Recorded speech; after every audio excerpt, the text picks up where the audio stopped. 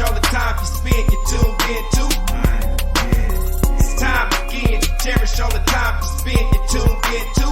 It's the number one podcast. The topics of discussion when we broadcast. So all them artificial man jokes, we do it natural from the concrete to a public standpoint. Real, wherever you're from, life is coexistence, but to know the real, you just gotta listen. Wherever you're from, life is coexistence, but to know the real, you just gotta listen. It's time again, cherish all the time. What up, y'all? You tuned in to the 52 Scott Podcast. This is Music Monday, and I'm your host, Slash. And with me, I got Comedian 96, K Money, Freddie G. Together, we are the Mind of Men. Don't forget to like and subscribe. Follow us on Twitter, 52 Scott Podcast, on Instagram and Facebook, the 52 Scott Podcast. All right, what's going on, y'all? It's Music Monday once again. I have to start this show off by saying rest in peace to music legend Tina Turner. She just passed away on May 24th of natural causes at the age of 83. A lot of y'all know who Tina is. You know, Tina Turner, she had a real successful career. Oh, yeah. Naming her the queen of rock and roll. But I've heard Tina do a lot of stuff, you know, R&B. She's good with that, you know. Pretty much anything you put in front of her to sing, she was able to deliver it, you know, in a professional fashion, sounding good, you know.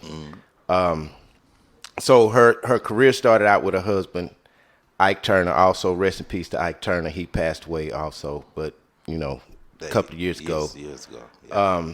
Now, throughout her career, she went through a lot with Ike. You know, Ike, she had fights with Ike. Ike was beating on her, you know, stuff like this. And they portrayed this in a movie that was done about her. And yeah, I remember that movie. Yeah, that was What's Love Got to Do with It. Great movie. Really good movie starring Angela Bassett. She played that role, man, to the T. I think she did a really good job because I believe that she was Tina. Shout out to Angela She really Bassett. did it. Yep, shout out to Angela. She did a really good job at that. Now, she played that role in the movie. Now, the role that she was playing, the songs that she was doing, that they were performing, actually led to 10 studio albums, 2 live albums, 2 soundtracks, and 5 compilation albums. Now, doing that. Now that's a lot, you know, for one person's career. So that just shows, yeah, she's the queen of rock and roll. And she had really good songs, namely dance. You know, music is what she kind of created, pop, rock, you know, stuff like that. But back in 2018, she talked about life-threatening illnesses, you know, and before that, she suffered from multiple injuries, including a stroke. I didn't know that. So I believe before her passing, she kind of, you know, knew things was going on with her physically, you know. I guess from getting older, you witness different things. Do different things on stage, dancing. And she was very active. She was still active, yeah, performing at 60 years old. At a late age, yeah, that's true. She was I still. remember that. I want to say even in the 70s, she did a couple of shows. Oh, well, yeah, she started way back. Yeah. You know, she started in the 60s. Yeah. So she's had a long musical career, you know. Yeah. She also acted, though. She acted in the film Tommy and Mad Max Beyond the Thunderdome. Y'all remember that? Yeah, I remember that. Uh-huh. No, She I did. thought, well, I mean 70s, I meant like she was still touring or doing concerts when she was up in age, if I'm not mistaken. Yeah, she was about 60-something. She was 60, still yeah. doing shows. Yeah, not in the 70s. I'm sorry, y'all. If you Yeah. were listening. I meant to say like she was in her 60s, 70s area. Yeah. She was still touring. And then doing she stuff. got married, and I think once she got married, she kind of slowed down from that because I think it was no more need for her to perform. She went and married this guy. What was he? From wherever. I forget her husband's name. But anyway, the man was like a prince or something. I don't know. He had a bunch of money, you know. Man. The guy that she was married to. The guy that she was married to. Yeah, so I mean, just think about Tina, the life that she's been through, the trials and tribulations she's been through throughout her career. Yeah. you know, even with still touring and performing at 60. Right. As a woman, I would think that you would finally say, okay, yeah, if I'm gonna get married, I'm finna stop doing everything at this age. Why now? This guy, she don't have to work. Yeah. He admired her for what she did, you know, Yeah. in the past. So it was a beautiful thing, you know. Yeah. So, but I would say that that's a good life to have, and to live that old, man, is a blessing within itself. 83 years old, you know, normally around the time most people, you know, they lose their grandmother or something like that, it'd be around that same time. So, And to still be active, you know, that late in Yeah. age and still putting on shows like you guys were stating earlier. It's sounding good. yeah, it really is. You know, I have a funny story. We was talking about Angela Bassett, but I was in San Diego when I was in the military, and I was dating this girl, and I got a shout out to Amy Fields. I was dating her, and I hadn't watched that movie, What's Love Got to Do With It. That's the movie that Angela Bassett played Tina Turner. It's called What's Love Got to Do With It. And she and I, we used to go out in the nightlife, and everybody would come up to her, and you know, when she's dressed up, and they would say, "Hey, can I get your autograph?" I'm like, why? People are asking her for her autograph. Yeah. So finally, she showed me the movie, and it turns out the girl looked just like Angela Bassett. And I just figured out, I was like, man, but I just said that meant to say that movie, I mean, she did that. I kind of felt like she was actually Tina. I mean, she did it so good. You know what I mean? Like, because I go and I watch other videos Right. of Tina, and I'm like, man, she must have really studied her, because the way she rocked in that movie, man, it's like she was really Tina Yeah, Turner. and Angela Bassett is a really good actress also. You Oh, know. yeah. She most of the roles that she has played, you know, Bring them to life. Yeah. she bring them to life. You know? Yeah. Man, let me ask y'all a question, man. Do y'all feel like Tina Turner got her just dues in the U.S.? No. Well, I'm not gonna challenge the no, Yeah. but I will say yes, she did, because of where she come from. You know, from a small little town, Nutbush, Flatbush. Yeah. What is it called? It's Flatbush, right? Nutbush. Or is I it thought it was Nutbush? Nutbush. I thought it was Okay, Nutbush because so- that was a song. Okay, so that's got to be a small town. Yeah. Yeah. You see what I just asked? But for her to come so far from where she was then, I think yes, it made a great impact. I think prior to that movie that we were just talking about with Angela Bassett, I don't think she had got her just due. I think the movie gave a lot of insight, and people were able to see exactly who Tina was, and I think her stock went up after that movie a lot more. Yeah, I remember the Private Dancer album, and What's Love Got to Do With It. I think it came out like in 1984. I was like 13 years old, right? And I found myself having a little crush on Tina, man. Like Tina had them her legs, boy. man. her Yeah, the legs. Yeah. But yeah. So let me share something with y'all. It was an appearance she made on the Larry King show back in 1997.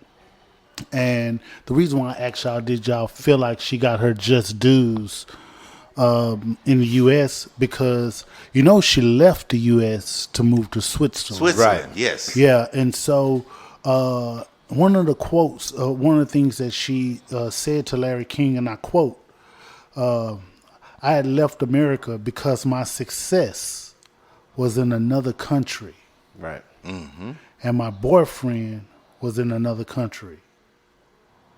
So, to me, when she says my success was in another country, I don't think she felt like she got her just dues in the U.S. No, maybe not. Yeah. Yeah. She probably didn't feel like that. I think a lot of artists feel that way, that they don't get their just deserved in where they're from, not just in the U.S., even in the cities they're from. I know a couple of artists, comedians too.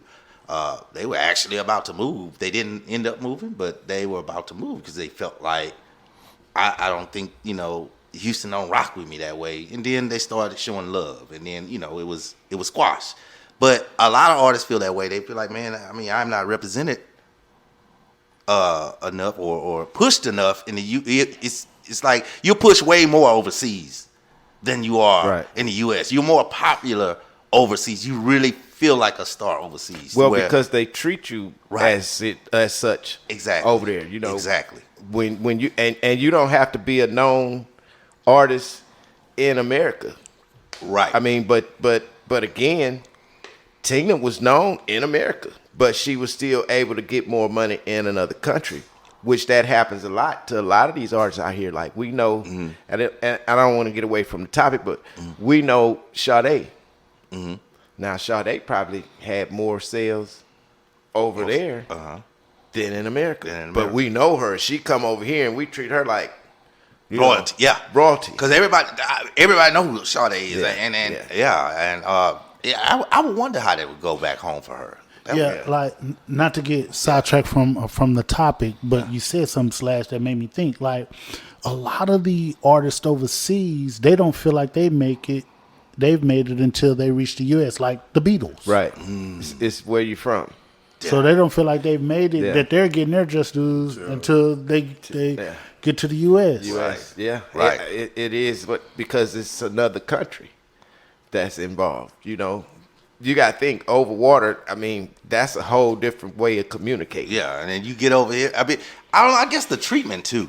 It's the treatment because you go overseas, they make you feel like, I'm not saying in the U.S., but then when you come back here, sometimes you can just walk through the airport and nobody's asking you for the autograph. Now you might have just left Germany or London, and everybody, you have to get security. Right. And then you come back to the U.S., nothing. Yeah. You know, you can walk through there clear like a regular person. So because they don't know you like that. Yeah. You know?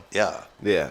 So her and her ex-husband, Ike, they leave behind 4 children that they raised 3, that were adopted from previous relationships that they had. And one of them was actually theirs, Ike and Tina's children. Yeah. But she died with a net worth of $250 million. So shout out to Tina, Did any of her kids sing or try to sing? I hadn't heard anything, of them doing any type of performances or singing or nothing like that. Don't really know much about them. So anyway, shout out to Tina. Hey, real quick, while we on the subject of our legendary music people dying on us, Earth, Wind and Fire guitarist dies at the age 63. Sheldon Reynolds. He joined the band as a guitarist and singer in 1987. And I know y'all know some of Earth, Wind and Fire songs, jams. Classics. So the group, of course, was formed by Maurice White in Chicago back in 1969, and they had numerous gold and platinum records. They received 6 Grammys. Nice. 6 Grammys. Yeah.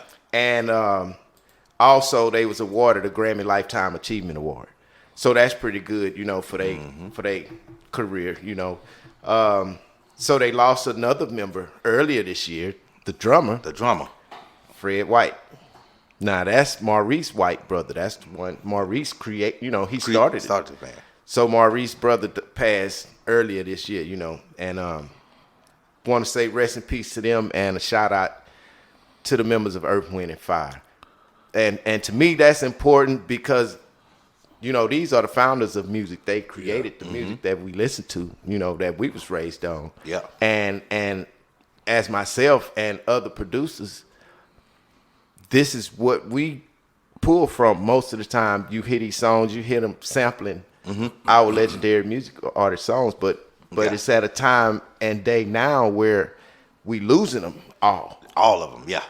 So all the pioneers. Yeah. So for me, it's important we got to kind of keep the timeless music living on, just from producer to producer. Yeah. We got to do it because if not, everything gonna be digital trap music. AI. Like real talk. Yeah, the AI using your voice. Yeah. So we kind of need to carry the torch. Yeah. And move further. But on to better stuff. I want to talk about this before we get out of here. I don't know if y'all know this or not. So Jay-Z and Beyonce purchases the most expensive home ever sold in California. California. Sources say They closed on May 19th. They new home for $200 million. $200 million. Wow. Now, this purchase was the second most expensive purchase in real estate ever in the world. Yeah. It was only one property sold for more than what that sold for. And that was a New York City apartment. It sold for $238 million. Does it mention who bought that? No, it doesn't mention who bought it.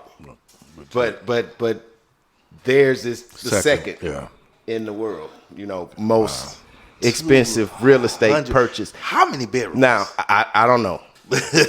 but this is what I want to say. They paid cash. Oh, they flexing. Oh man. They dropped cash. How many suitcases would that involve? I don't know. If you carry the one, now you're going to carry more. But can you one. imagine $200 million in cash? Now, looking at it from the person that's selling it, give me that. That house listed for $295 million. If you just make 1% of that. Listen, the house listed for $295 million. They dropped $200 million cash for the house. $100 million less than what the house listed for. It's a powerful move. Yeah, you ain't lying. That's big flexing, bro. Yeah.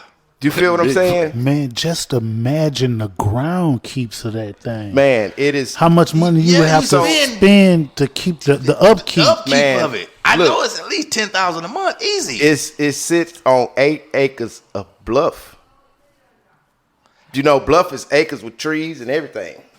Hell, I didn't even know what the hell a bluff is. And it overlooks. Look, it overlooks the Pacific Ocean, so they got a view.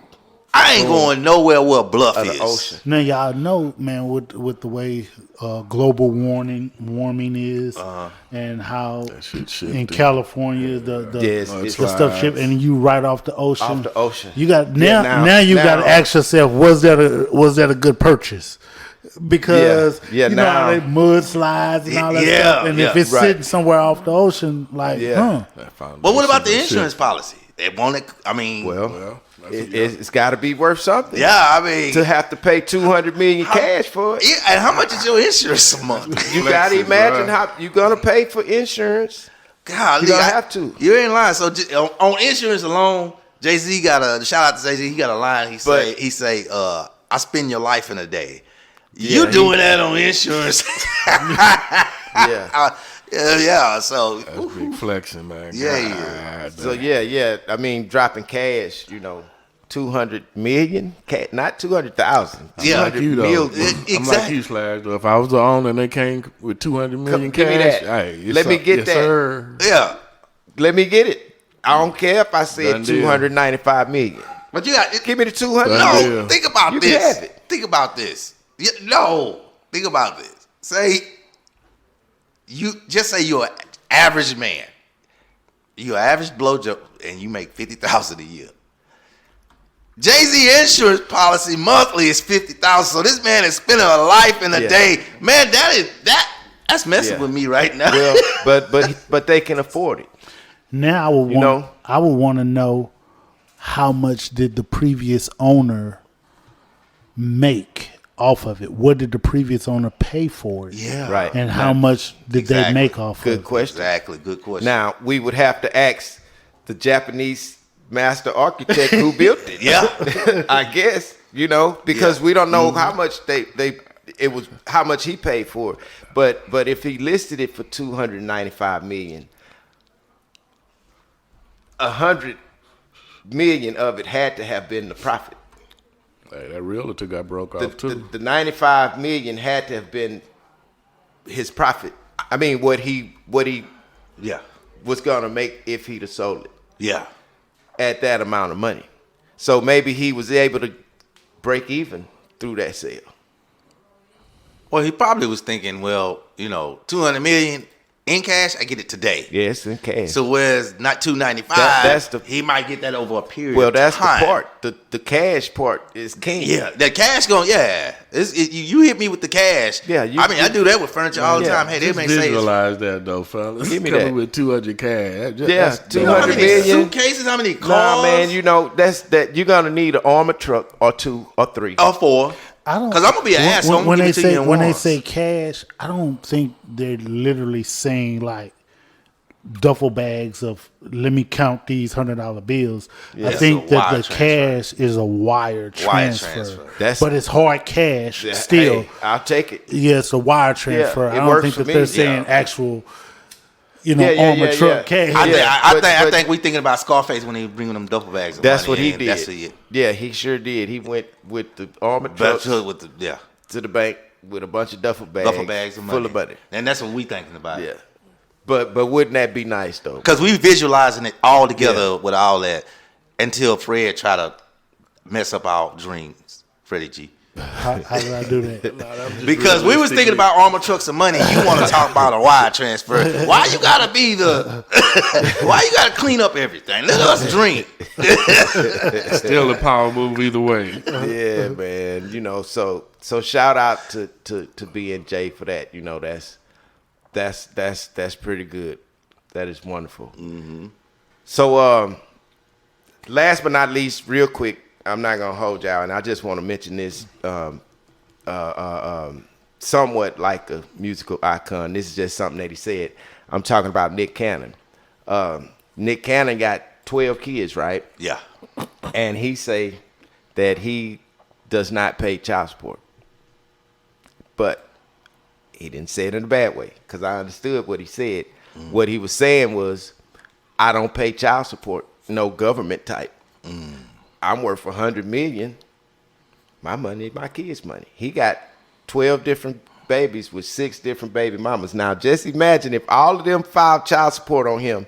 Ain't know what I ain't gonna pay. You're gonna have to pay it. Yeah. So what he said he did was anything that they ever asked him for, the baby mamas or whatever, they got it. He gave it to them. So that's keeping him from having to pay child support. So I gotta ask a question. I gotta ask you. 6 different baby mamas, right? 6. They all have 6 different personalities. Right. All right. Do you think none of them filed child support on there? None of them complaining. Uh-huh. You think he's still tapping? Yeah. It's possible. Yeah. Here's the thing, man. There's no jealousy. I don't think that there's any jealousy with them. Right. Because the kids are, I'm sure, close in age. Man, 3 of them months apart. Yeah, and so Babies. So they down with it. So as long as he keep the bread coming, but Right. I don't think it's more so of the child support. Let me you take care of your kid. Right. No, they have a lifestyle too. Right, that's right. And so if he's worth what you said, $100 million. $100 million. So he worth $100 million. He probably have them on a yearly salary Probably so. Yeah. More than likely. that they receive. And so let's just say whatever they had going on, I don't know. I don't know these ladies. Whatever they had going on, let's say they wouldn't have been able to make $500,000 a year. Right. Mm-hmm. Without him. Period, on their own. Mm-hmm. So let's say he probably got something going to say, you know what I'll do? I'll give y'all a $500,000 a year salary. And you can take care of the kids. Just let me, be a part of my kids' life. But I'm gonna wire you $500,000, Mm-hmm. $500,000 a year every year, $500,000. Uh-huh. Now, what female wouldn't take that? You know what I'm saying? Especially if he's earning hypothetical $20 million a year. Right. Could be more. You just never know. He's But definitely making life easier for him. So Yeah. like you say, what female wouldn't jump at that? so I agree with him. I wouldn't pay no child support either. He got it to where he shouldn't have to. And hey, if he got it like that, do it, Nick Cannon. Shout out. Shout out. All right, that's Music Monday. Check us out tomorrow. We'll be back. Peace. Thanks for showing up. So that's all, y'all, for this edition of Music Monday. Thanks for tuning in. Come back tomorrow and check out True Tuesday with K Money. Hit that like button. Subscribe and follow us on Instagram and Facebook, The 52 Scott Podcast. On Twitter, at 52 Scott Podcast.